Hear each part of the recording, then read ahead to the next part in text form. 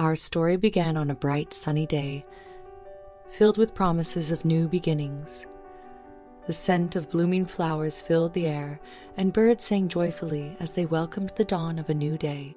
I was filled with a mixture of excitement and nervous anticipation, knowing that today was the day I would marry Jack, the love of my life.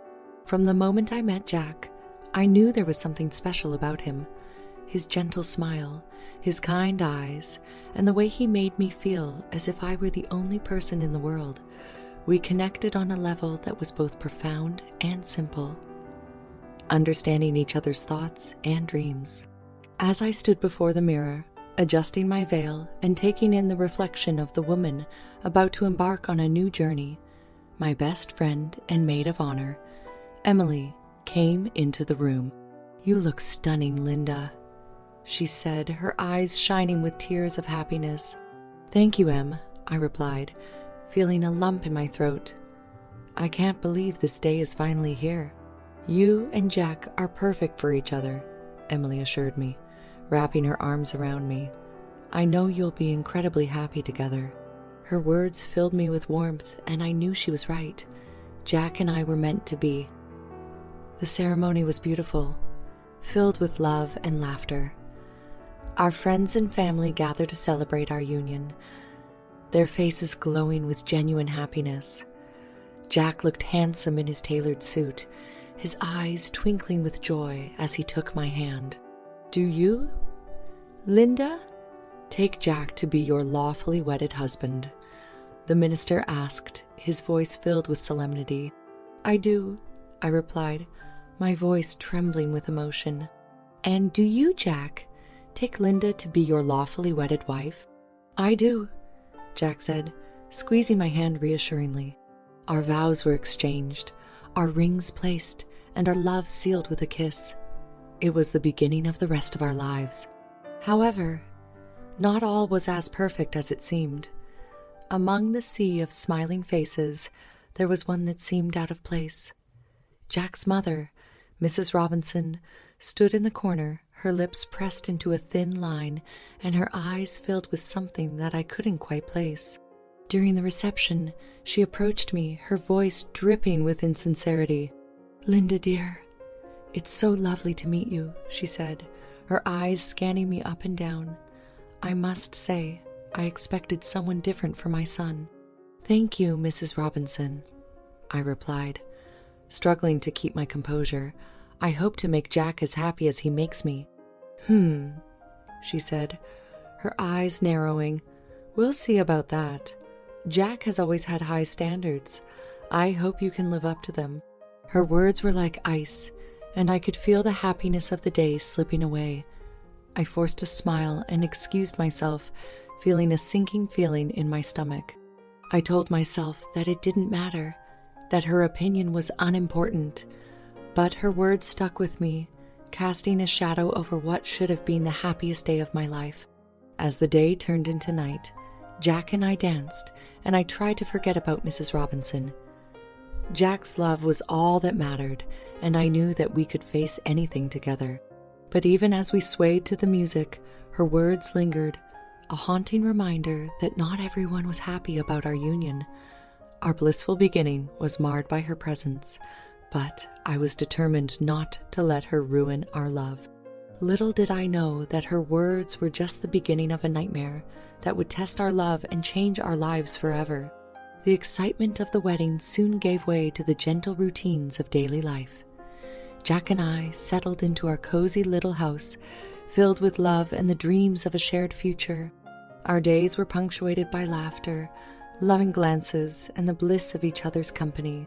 It didn't take long for me to fall into the rhythm of being a wife, preparing meals for us, decorating our home, and taking care of all the little things that made our house a home. Jack was supportive and loving, always appreciating my efforts and contributing his share as well. However, there was a dark cloud that loomed over our idyllic life. Mrs. Robinson. The nagging and negative energy that she brought into our home during her frequent visits began to wear on me. Her snide remarks and criticisms were impossible to ignore. One evening, As we sat down for dinner, Mrs. Robinson arrived unannounced.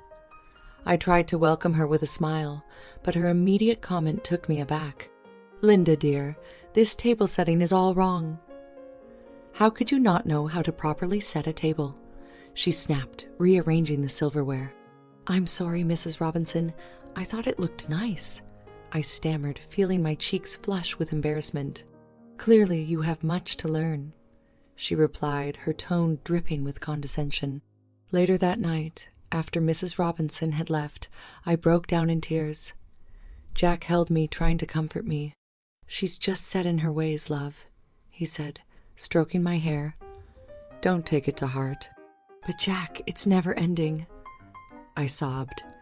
"She finds fault with everything I do. I feel like I'm walking on eggshells whenever she's around." "I know it's hard, Linda," he said softly, "but she's my mother, and we have to find a way to get along with her."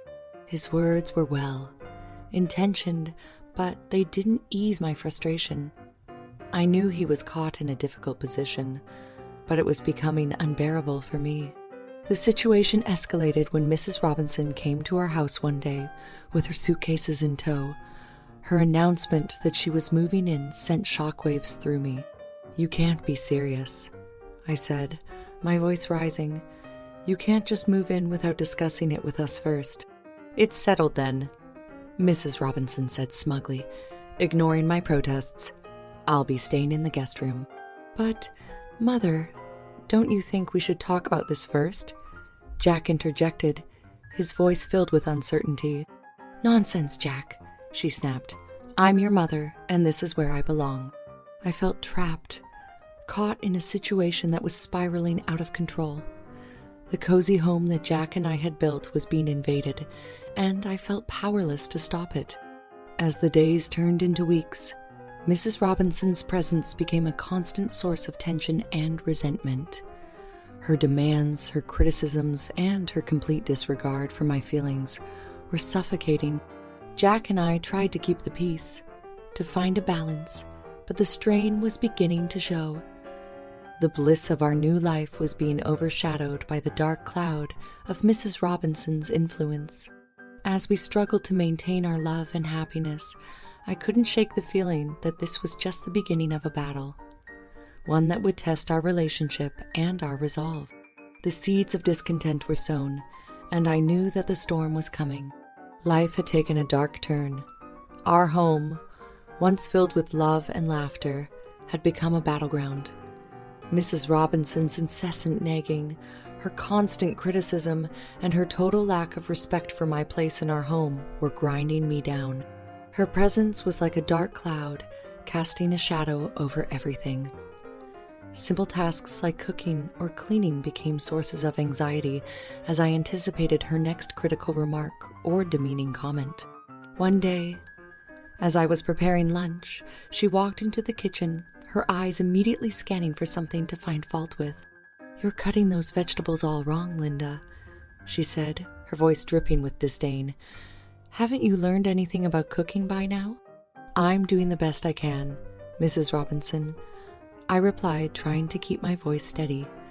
"Jack seems to enjoy my cooking just fine." "That's because he doesn't know any better," she sneered. "But don't worry, I'll teach you how to cook properly. It's the least I can do for my poor son." Her words were like daggers, cutting deep into my self-esteem. I felt small, insignificant, and trapped. Jack tried to mediate, but it only seemed to make things worse. One night, after another unbearable day, I broke down in front of him. "I can't take it anymore. Jack," I sobbed. "I feel like I'm losing myself. Your mother treats me like a servant, not like your wife." "I know it's hard, Linda," he said, holding me close. "But she's my mother, and I can't just turn her away." "You're choosing her over me," I cried, pulling away from him. "Don't you see what she's doing to us?" "Linda, please try to understand," he pleaded, his voice filled with desperation. "I'm caught in the middle here. I love you both, but Jack, love isn't supposed to feel like this," I said, my voice breaking. I feel like I'm drowning, and you're not doing anything to save me." We sat in silence, the weight of our situation settling over us like a heavy blanket. Our love was being tested, stretched to its limits, and I didn't know how much more I could take. The days turned into weeks, and the situation only worsened. Mrs. Robinson's behavior became more erratic, her demands more unreasonable.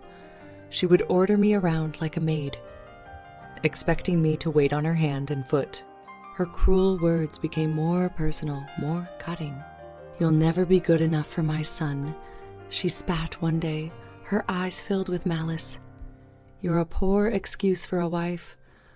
I don't know what he ever saw in you." Her words struck me like a physical blow, and I retreated to our bedroom, tears streaming down my face. I felt defeated, broken, and utterly alone. Jack's attempts to placate his mother were futile, and I could see the strain it was putting on him. Our relationship was fraying at the edges, the trust and intimacy replaced by resentment and frustration. I knew that something had to change, that we couldn't go on like this. But the fear of losing Jack, the fear of being alone, kept me paralyzed. As I lay in bed one night, unable to sleep, I realized that I had to take control of my life. I had to find a way to stand up for myself, to reclaim my identity, and to save my marriage.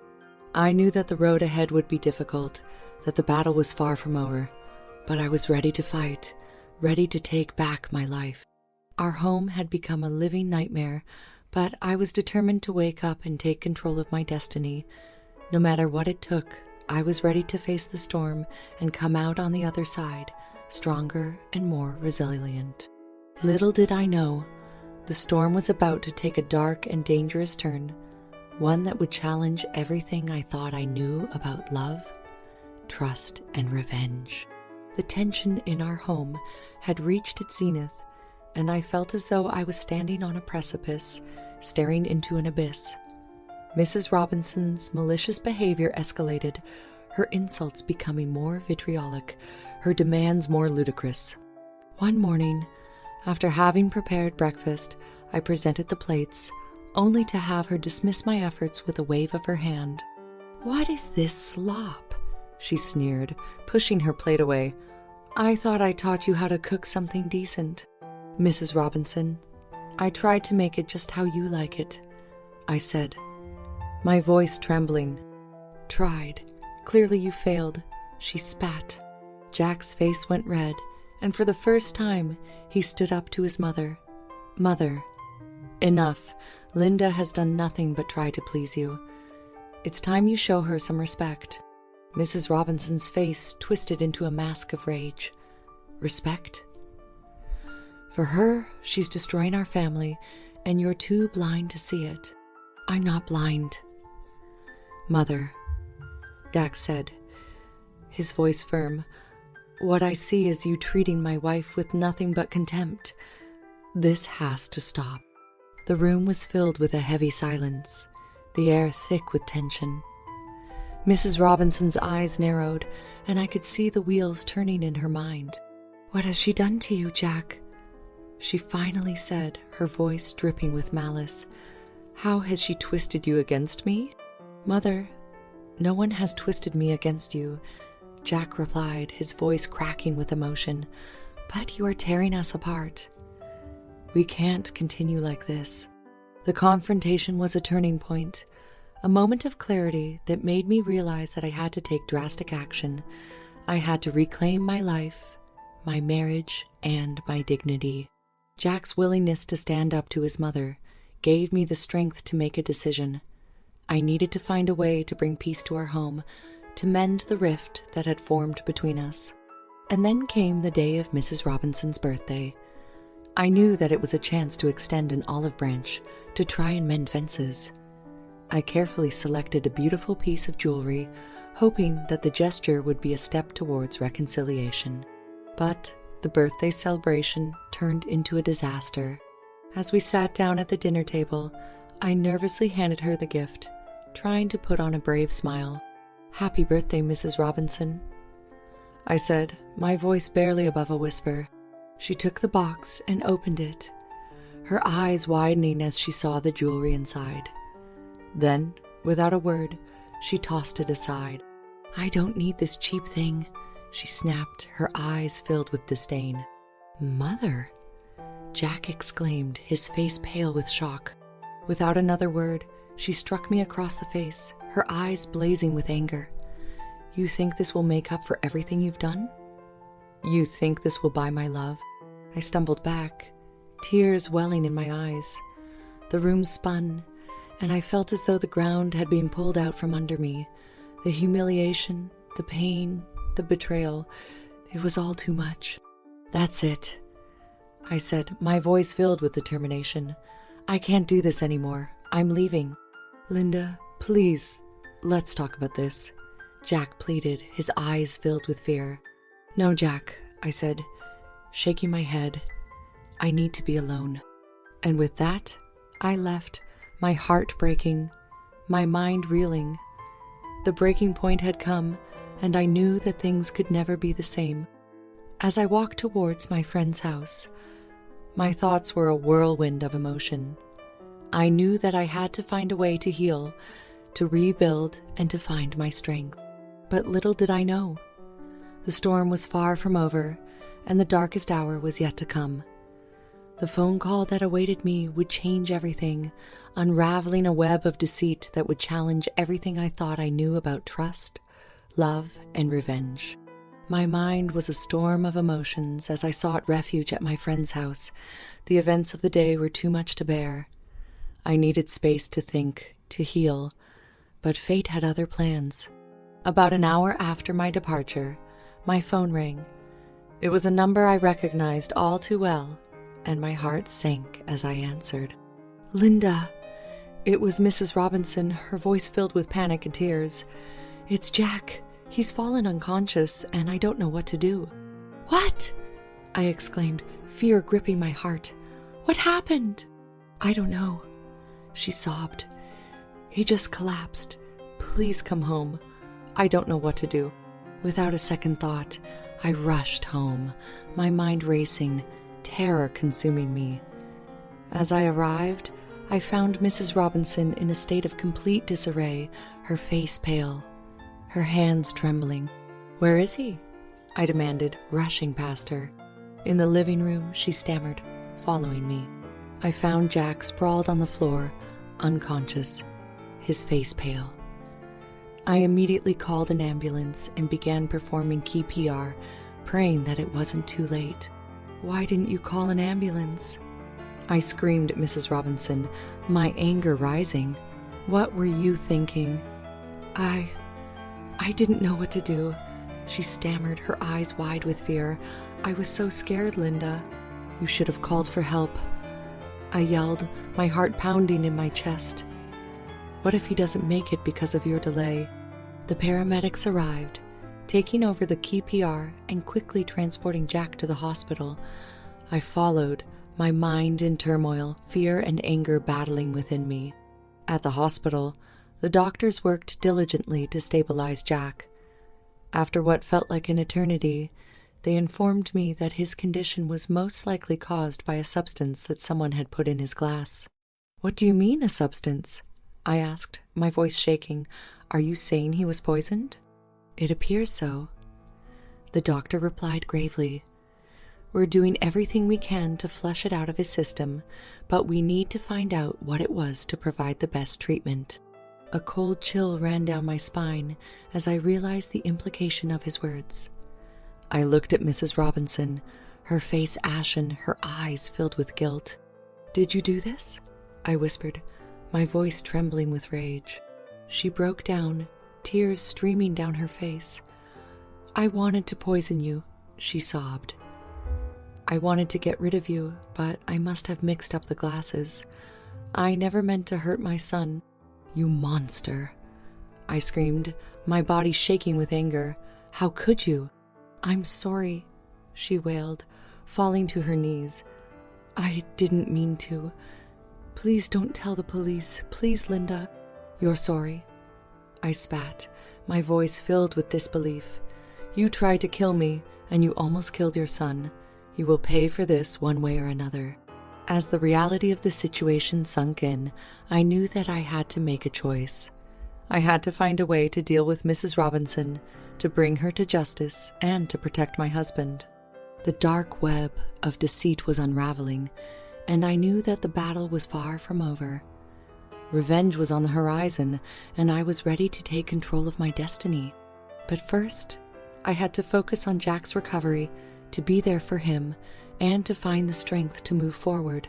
The poisoning was a turning point, a dark chapter in our lives that would change everything. And as I stood by Jack's bedside, holding his hand, I knew that our love would be tested like never before. The storm was raging, and I was ready to face it head on, determined to find the truth, to seek justice, and to reclaim our lives. The days following Jack's poisoning were filled with a mixture of fear, anger, and determination. His recovery was slow but steady, and as he regained consciousness, I knew it was time to confront the woman who had nearly destroyed our lives. With a heavy heart, I returned home to face Mrs. Robinson, knowing that I had to get a full confession from her. As I walked through the door, I found her huddled in a corner, her face pale, her eyes filled with terror. "Sit down, Mrs. Robinson," I said coldly, my voice devoid of emotion. "We need to talk." I can explain," she stammered, tears in her eyes. "No," I said, cutting her off. "You will listen to me, and then you will tell me everything. Every detail." She nodded, her body trembling, and I began to recount the horrifying events of the poisoning, my voice steady, my eyes never leaving hers. "You almost killed your son," I said, my voice breaking. "You tried to murder me, and you nearly took the life of the only person you have left in this world. How could you?" I was angry. She sobbed, her voice barely a whisper. "I was jealous. I wanted you gone. I thought that if you were out of the picture, Jack and I could be a family again." "A family?" I spat, my anger rising. "By killing me? By hurting the person you claim to love?" "I never meant to hurt Jack," she cried, her body racked with sobs. "I never meant for any of this to happen." "But it did happen," I said, my voice cold. "And now you have to face the consequences." "I'll do anything," she pleaded, falling to her knees. "Please, Linda, don't turn me in. I'll leave. I'll never bother you again. Just please don't destroy what's left of my life." I looked at her, my mind torn. On one hand, I wanted to see her pay for her crimes. On the other, I knew that turning her in would create a media circus and further traumatize Jack. "You will leave," I said finally, my voice firm. "You will pack your things and you will never come near us again. You will never speak to Jack, never contact us in any way. You will disappear. And if I ever hear from you again, I will not hesitate to go to the police." Mrs. Robinson nodded, her face ashen, her body defeated. "I'll do it," she whispered. "I'll go." As she packed her things, I watched her, my mind a whirlwind of emotions. I knew that I was doing what was best for Jack, for our family, but I couldn't shake the feeling that I was letting her off too easily. "Goodbye, Mrs. Robinson," I said, my voice devoid of emotion, as she walked out the door. "I hope you find the peace you need to live with what you've done." As the door closed behind her, I felt a mixture of relief and emptiness. The nightmare was over, but the scars would remain. I knew that I had to focus on Jack's recovery, to rebuild our lives, and to find the strength to move forward. But as I stood in the silence of our home, I couldn't help but feel that something had changed, that a part of me had been lost forever. The confession was a turning point, a moment of clarity that allowed me to take control of my destiny, but it was also a reminder of the darkness that lurked within, the capacity for evil that existed in those we thought we knew. As I looked out the window, watching Mrs. Robinson's car disappear into the distance, I knew that I had taken the first step towards healing, towards reclaiming my life. But the journey was far from over, and I knew that the road ahead would be filled with challenges, with pain, and with the strength to overcome. The confession was a beginning, a chance to start anew, but it was also a stark reminder of the fragility of trust, the complexity of love, and the power of revenge.